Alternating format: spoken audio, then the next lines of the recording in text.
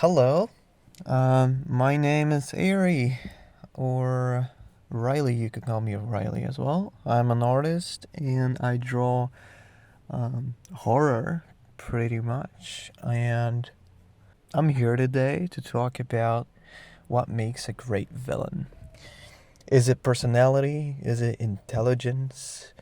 Well, I think their goal is just as important as their urges and dislikes.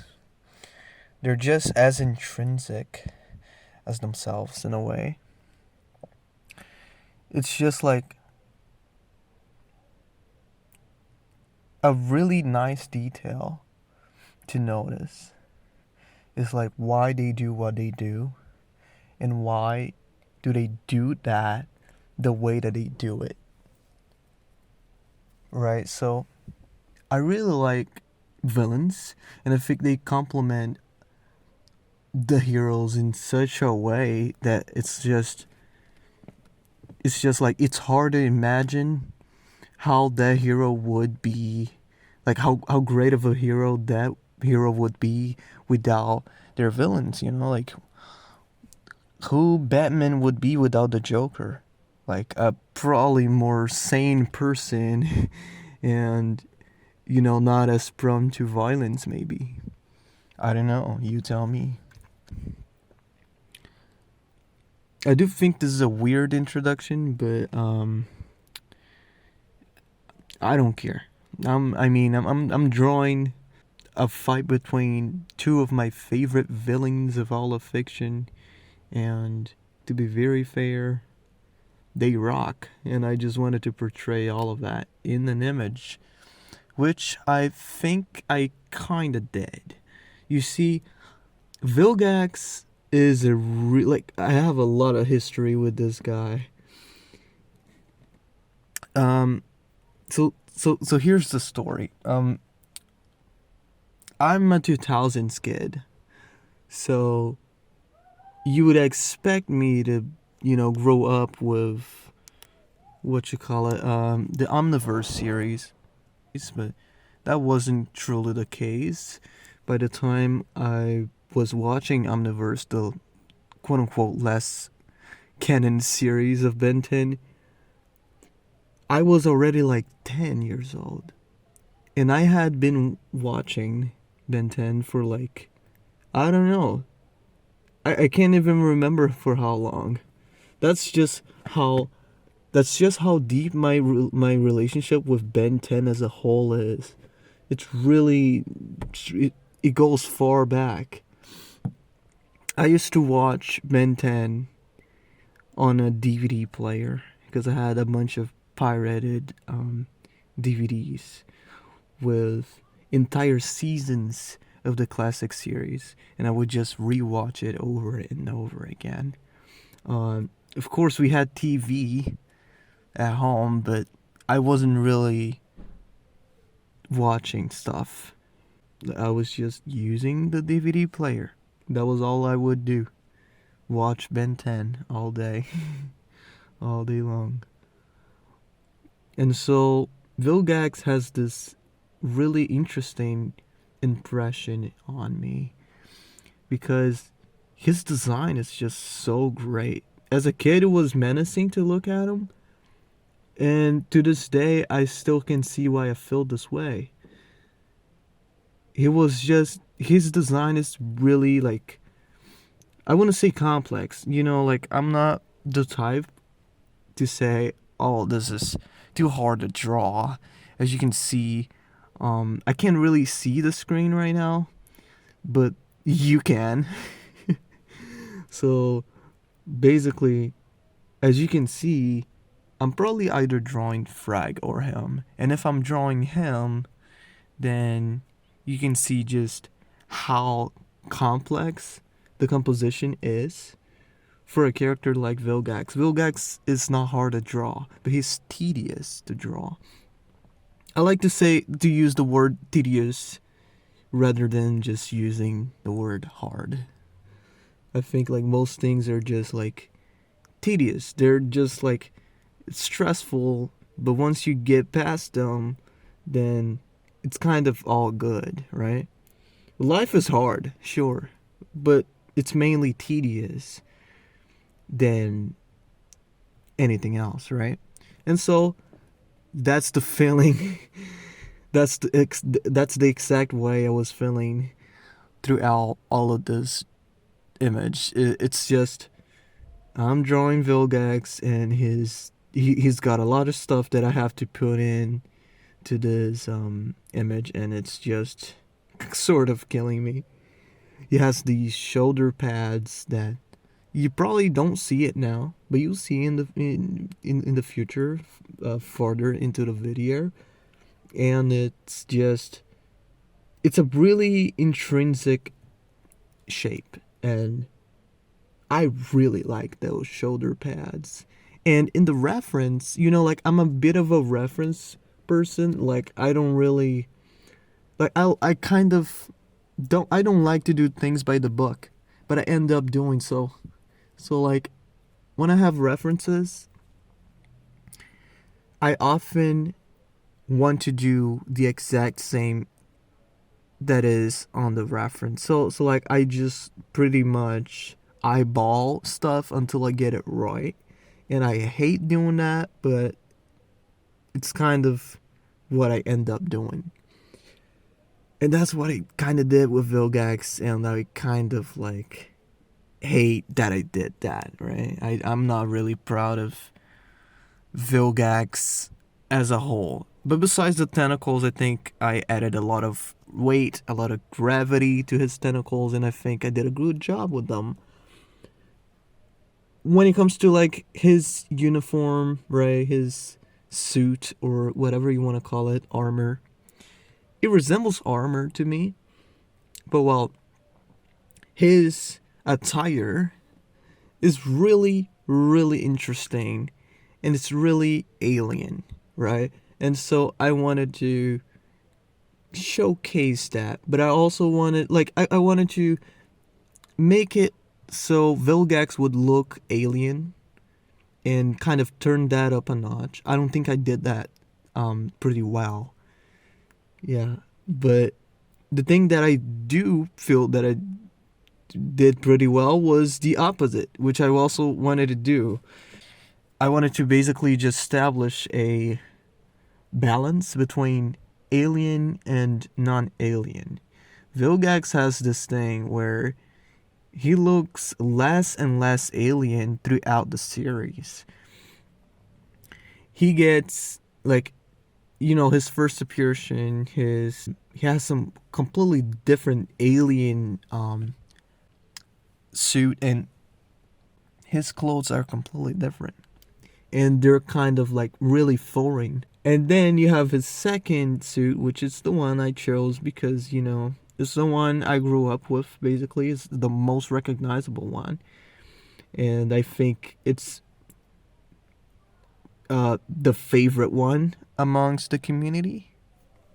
I don't know about that, but that's just how I feel about it, and that's why I decided to go with this suit.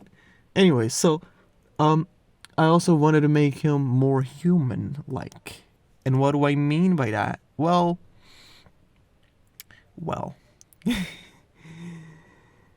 I like to think of the idea of a Vilgax that is trying to, he's trying to achieve his goal, but he's also trying to be stealth about it. And so he manipulates his tentacles and body to look like that of a human, right? And so, I kind of have this semi-realistic art style, so I really wanted to make him look like his body look more natural in a way. So I gave him more of a thickness, you know. As you can see, like for his thorax, like in the reference, is completely thin. Like he's thin as it gets. He has no fat at all, and that doesn't really make sense. Squids, they have fat, and that's what I wanted to like sort of quote unquote. I don't like to use the word fix, but that's sort of what I was going for.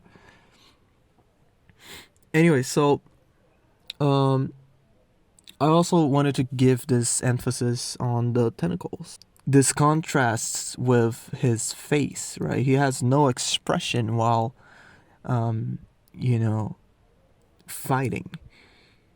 That is a Vilgax thing, pretty much. Like, throughout all of the series, but Omniverse, like, unless you're watching Omniverse, Vilgax does not have expressions.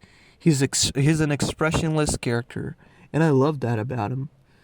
Not only because it makes me work less, I have less work to do, but not only that, but it's also really cool. It's a cool trait for you to give to your character. I always loved how potent and impactful Vilgax was, especially in the early series. He would, send mercenaries to Ben to retrieve the Omnitrix for him because he didn't want to get his hands dirty. He thought of Earth as being such a mediocre planet that it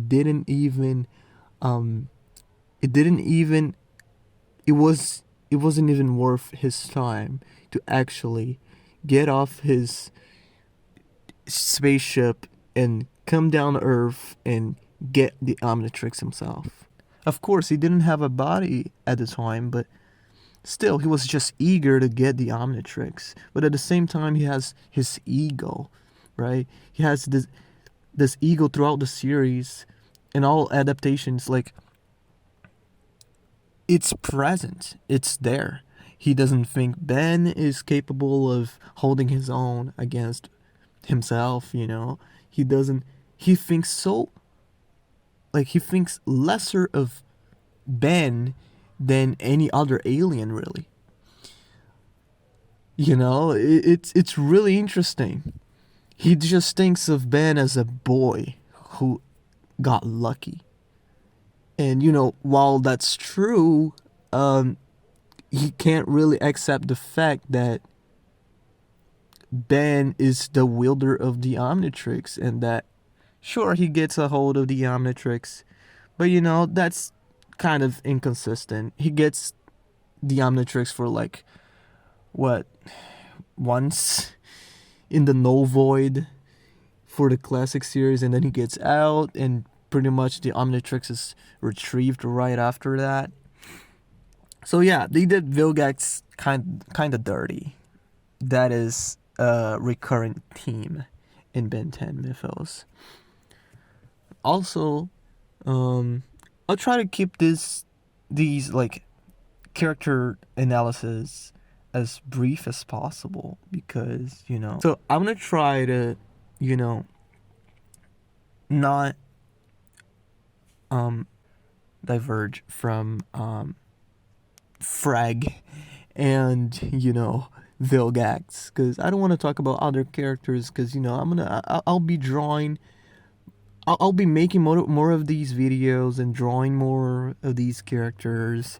More crossovers are gonna happen, so I don't really want to talk about, like, I don't know, Gwen, on like in a Frag and Vilgax video, because I have a Gwen video coming out, and it's gonna be awesome. All right, so stick around. Okay, so now I want to talk about Frag. Frag is a really interesting character. He has his goals set and his mind set as well. It's just completely aligned with the Viltrum Empire and nothing else. He dedicates himself to Viltrum more than anyone else. And it's an obsession. It is, like, not truly something that he should do, because the gratification that he gets and the response and, like, just the mutualism isn't really there. It's just an illusion. He believes that he should be the emperor because he is the one who believes in, like, Argyll's principles and whatnot, like the old conservative, like traditions and whatnot of the empire, and he should be the most suited for such, right?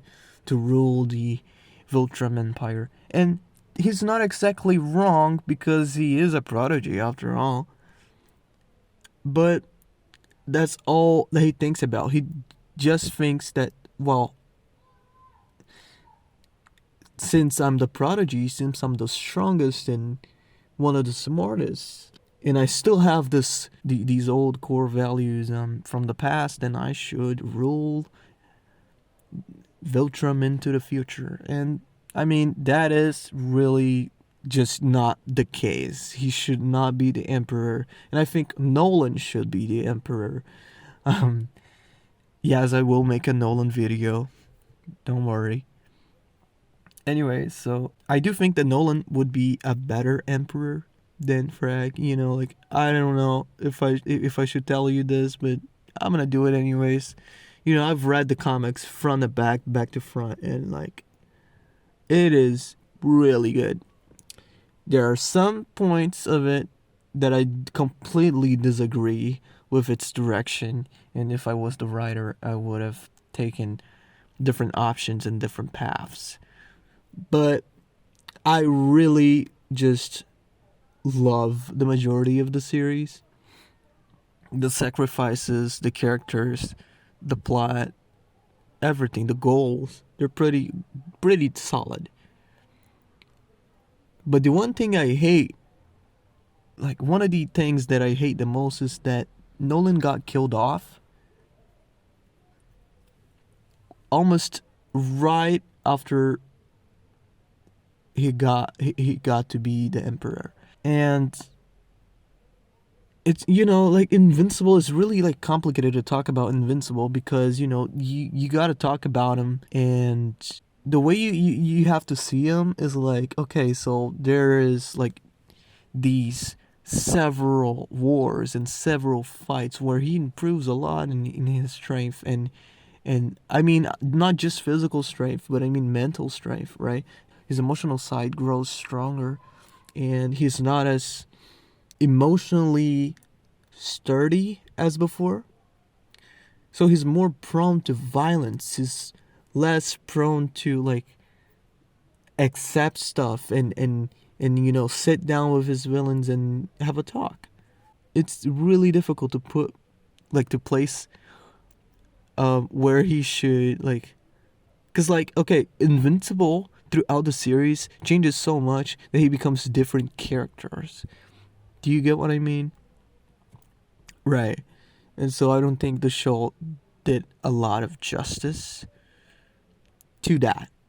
I wanted Mark to, right after he, went back to his old suit, that he instead would have a new suit that would represent a new change. The fact, like, it would represent his maturity, and it would represent that he has gone through so much that he's now in a steady and like in a solid state of mind, and that he can, like, everything from here is just, the suit will represent Mark's maturity and growth, and how he can take on anything from now on, which is what happens in the series. Pretty much a lot of shit happens in the series that I don't think were tackled in a pretty way, right? It wasn't really wrapped up in a good way. It didn't happen in a good way. It was just like plain wrong decisions, like Debbie, staying, like coming back with Nolan after before his death. Like, that was a mistake. That was a complete mistake. Debbie should have never forgiven Nolan for Chicago, for all of those lives. Anyway, so I'll go back to talking about Frag just for a while. Frag is pretty good. He's a pretty good villain. He is one of the biggest, if not the biggest, or simply the best villain in Invincible. There are several great Invincible villains right now. One of my favorites are the Mauler twins because they're like just as smart as a robot, and they're really capable. In the comics, they try to like repopulate the whole like the whole planet with their DNA, like by basically turning babies into themselves. It's insane. Like, it's really creative. And the Muller twins, sure, they don't seem as capable in the TV show, but whenever they're around, everything is out of control. Same with that dinosaur man. What's his name again? The dinosaur dude. The dude that becomes a fucking dinosaur. The dinosaur is so strong and so smart. I'd say he's dumber than the Muller twins, but it's just that his mindset is really like kind of wrong. Like, he has a lot of weird tendencies. But anyways, I keep drifting away from talking about Frag. It's not as if like I don't have anything cool to talk about him. It's just that Frag, he's sort of a simple character. He's a ruler. He was raised into that, and he's just simply Frag, and he's great.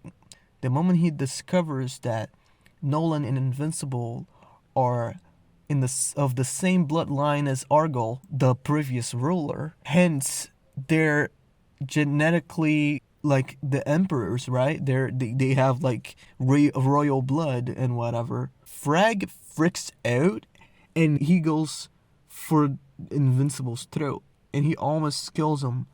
It was insane.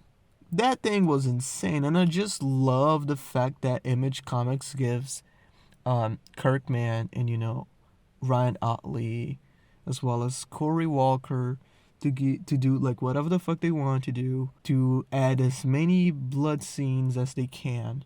It really adds up to like the tone of the series. Now, see what I did just there? I just completely drift away from talking about Frag.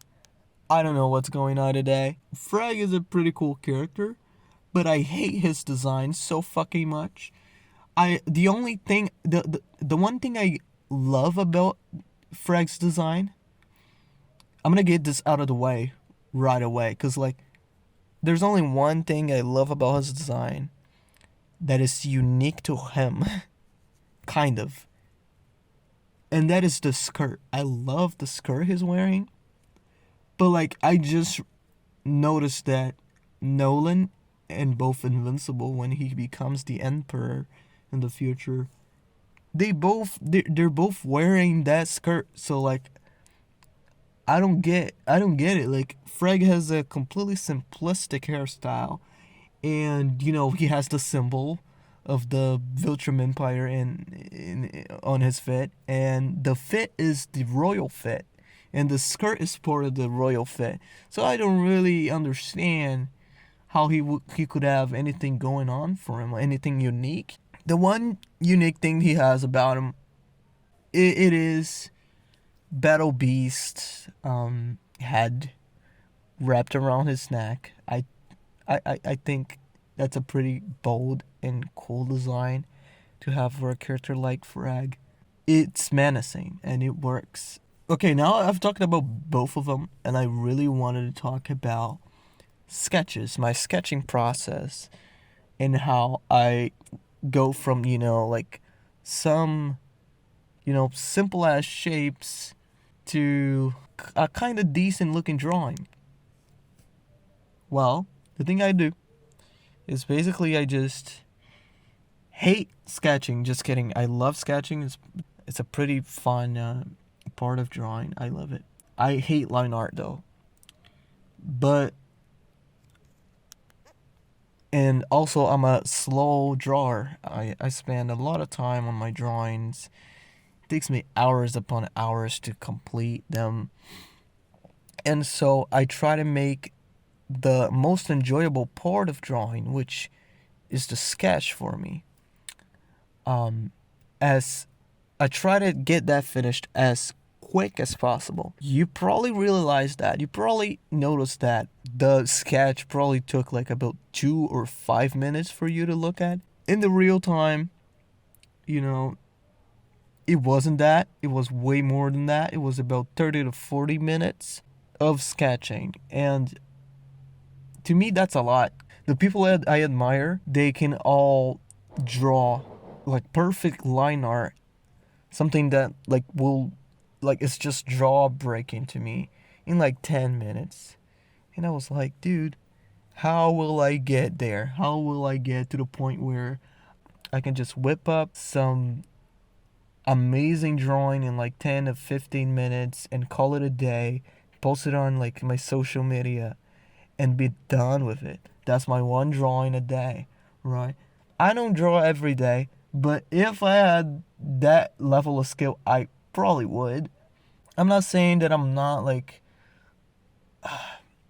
running towards that goal, cuz I kind of am, but not really. I have a lot of stuff to do other than just drawing. I have to write the stories I'm doing. You know, I'm making a manga right now. I'm the creator of Soulbound, a manga yet to be released, and it's just been so fun to work on it, but also been really stressful, really tedious. You know, I have this imposter syndrome within me that just like makes me feel like shit, and it makes me feel like I'm not capable of finishing this project that I hold so dearly.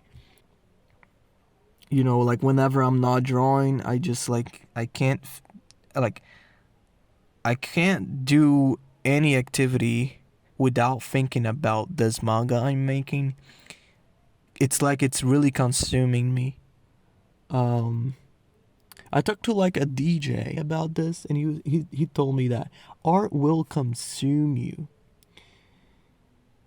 until there's nothing left. And I was like, that's just the truth. I mean, yeah, I believe in that. Like it's insane. Like art is like in this modern age is just something that you know you you can't really control it. Art leaves your body, and it's there. It's alive now. Like you can like art to me, art is not really something that can be calculated. Okay, so like I'm completely going against like people like Da Vinci and leaning towards more like Michelangelo here. I don't I don't like science. I don't like when okay. I don't like when science gets involved with art in an artistic way. Does that make sense? So like, okay, Da Vinci, he was at a point so great at drawing that his drawings were so anatomical and they were so great that they were better than the medical books at a time that provided studies of anatomy, and others' beliefs on like what a body should look like were completely off when it came to like the way they actually looked like. Sort of how it is today, right? Like nowadays people think that they should look a certain way when it's virtually impossible to do so. Da Vinci was like sort of this really insane mathematician that happens to be an artist. Like he saw art as a science. The way he taught was like so depressing. Like he was kind of depressed, yeah, like because like he would draw for these people that you're obligated to draw, due to the circumstances of the age that he was at, right, the era. And so you need to draw for these people and they're gonna pay you and whatnot. But he really disliked what he was drawing because it wasn't really like something that he liked. Like he saw science, he saw art as a science for his work, but I don't think he really wanted to see art as that, because art is much more than that.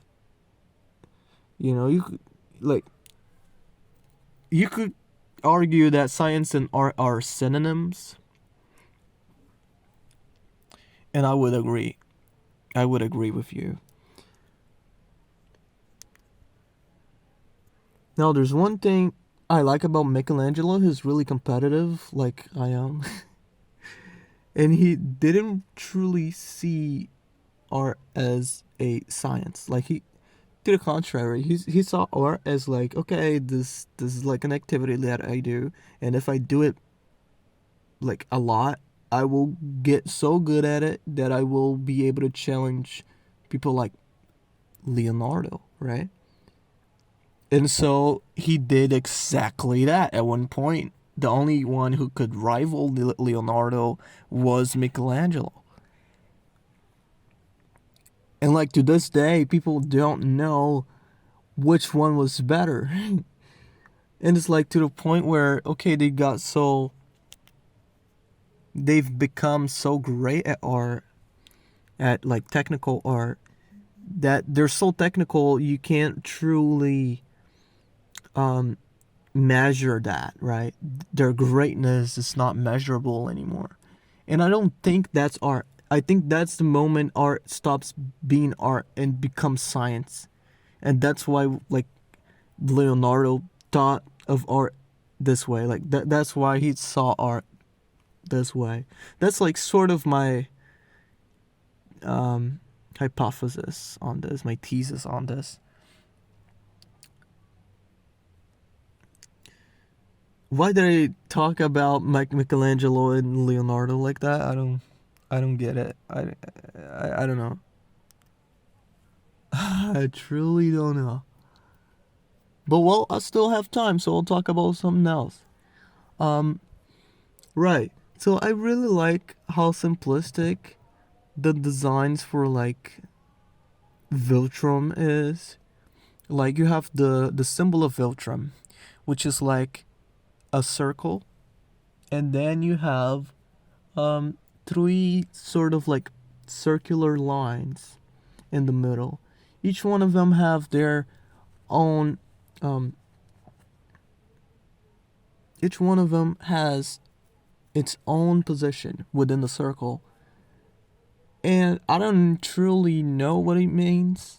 And I'm a graphic designer, and as a designer, I have no idea what that symbol means at all. I don't think it correlates to Viltrum at all.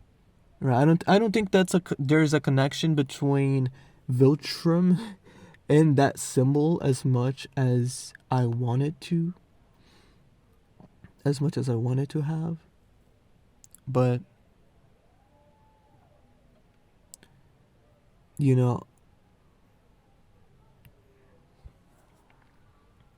I really like the design of the symbol, as I had stated before, and I especially like the royal suit. It being red rather than just plain old white and gray, the worst colors of the color wheel.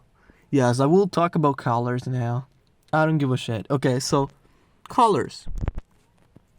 Color theory is the fucking worst. It's the hardest but the easiest thing at the same time. Humans perceive color differently in so many ways that it's impossible. It's immeasurable for you to be like, oh, I want to strike. I want to make you feel this way, so I'll use this color. It's not a freaking science. And I'm saying that as an artist and a designer, that art is like art is not mostly confusing. It's fairly simple to understand and get good at. Art is simple to grasp, but the one thing that's the most complicated is just colors. And understanding colors is really, really tedious. Because, depending on the culture you have and was raised in, And depending on like the way you built the world and the way you experience things, colors will matter a lot to you, or won't matter at all, or they will just have their meanings turned upside down when you talk to someone else, right, who sees colors differently. To many, the color blue, which is low key like the worst color ever. Like, I hate the color blue so fucking much. Blue is, although blue was the worst color, it is like the most ambiguous one, because a lot like a lot of people will think of blue as this color of happiness, right? And that with blue comes happiness, and with blue comes true excitement and fun. And the blue makes people calm, and blue is the color of the sky and the freaking sea, and it's water, and everyone loves water, and it makes people calm and whatnot. But blue to a lot of people isn't that. Blue to a lot of them, and I say a lot of people, blue is just a mediocre color that brings tragedy. Like, it's associated with tragedy, with death, with mourning, with like sadness, but it's also associated with happiness. How do you get there? Like, what the fuck? What the fuck is up with blue? Like, there are some less ambiguous colors, like red, short, violent, and whatnot. What else does red represent? It represents sort of like chaos. Sure, I can get around it. Yellow usually means happiness, but a lot of people see yellow as like in a negative light. Some think of it as diseases. Like, if you're yellow or if you're green, then there's probably a problem with you. Then you're probably sick. It's really associated with sickness. And so, how do you get around that? How do you figure out just what color to use to convey what you want? And I'll give you the answer for that. The answer is, you don't. It's impossible. It's fucking impossible. Because, and I'll tell you why. Because, these perceptions, they're just constructs. They're just social constructs. They're cultural. And it's just the ways things are perceived are just interpretations of them. It doesn't truly matter. Color doesn't truly matter as much. I should say color theory doesn't matter as much. Color theory doesn't fucking matter. And it's sort of like a half science, right?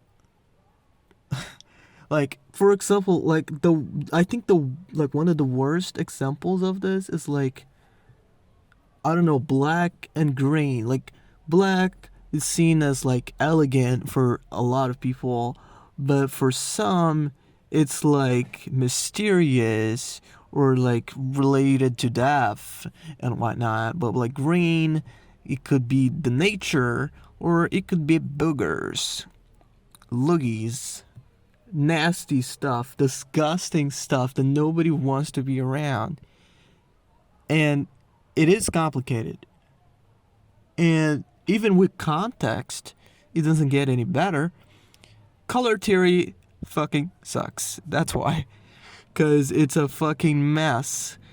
It's a pretty good representation and like reflection of what humanity truly is. We're messy people. And color theory is literally the embodiment of that. And so I think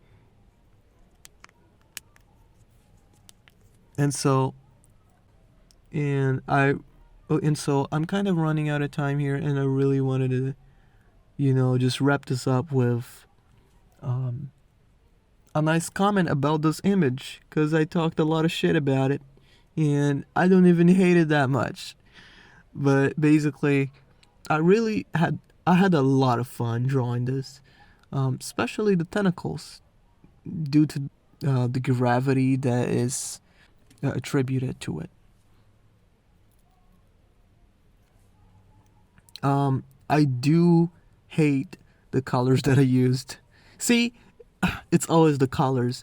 I hate when I draw something and it looks good, then I color it and it looks good, but then I pull out my phone and I look at the image and it looks whack.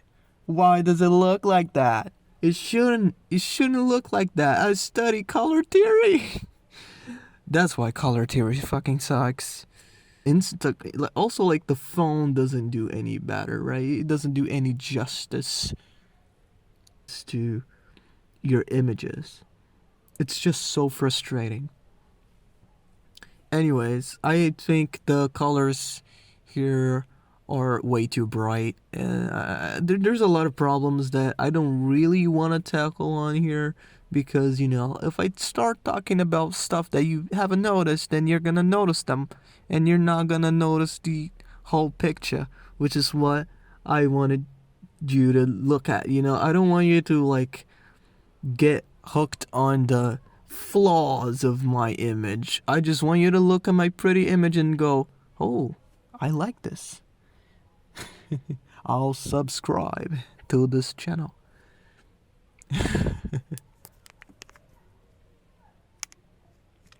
That's pretty much about it.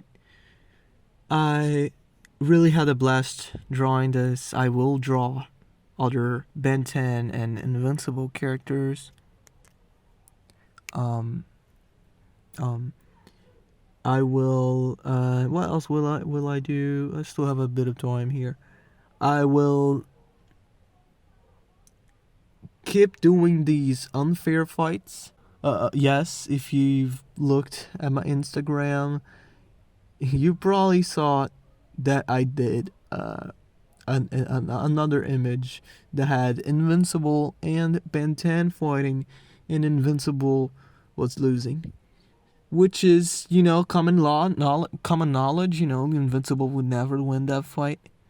But the alien that Ben chose for that fight wasn't a particularly strong character to fight against Invincible. At least not strong enough.